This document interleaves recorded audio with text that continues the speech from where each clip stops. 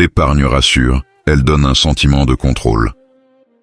Mais ce sentiment peut être trompeur, parce que l'épargne seule ne crée pas de progression.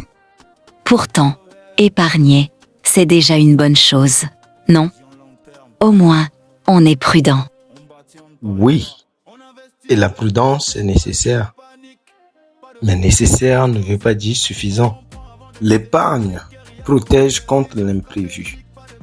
Elle stabilise, mais elle ne protège pas contre le temps. Quelle différence?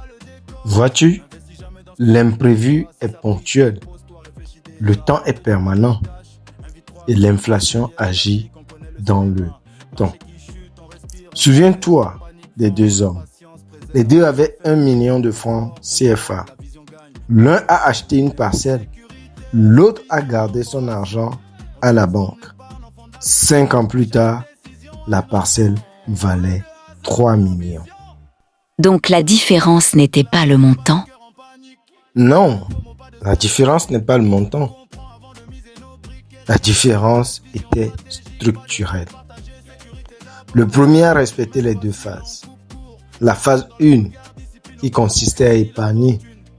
La phase 2 qui consiste à transformer cette épargne en actif. Il n'a pas confondu prudence et stratégie.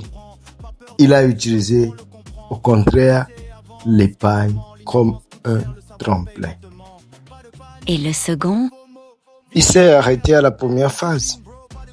Il a sécurisé son argent et ne l'a jamais positionné. Il est resté bloqué dans l'engrenage de l'épargne.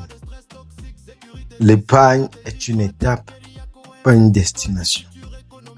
L'épargne sans acquisition crée la stagnation. L'épargne suivie d'actifs crée la progression. Pendant que l'un possédait un terrain, le temps travaillait pour lui. Pendant que l'autre conservait du cash, le temps travaillait contre lui. Ce n'est pas une question d'effort, c'est une question de positionnement. La majorité apprend à économiser, mais très peu apprennent à basculer. Ce n'est pas le montant qui change une trajectoire, mais c'est la transition. Donc la vraie sécurité, ce n'est pas seulement l'épargne. Non, la vraie sécurité est structurelle. Sécuriser, puis posséder.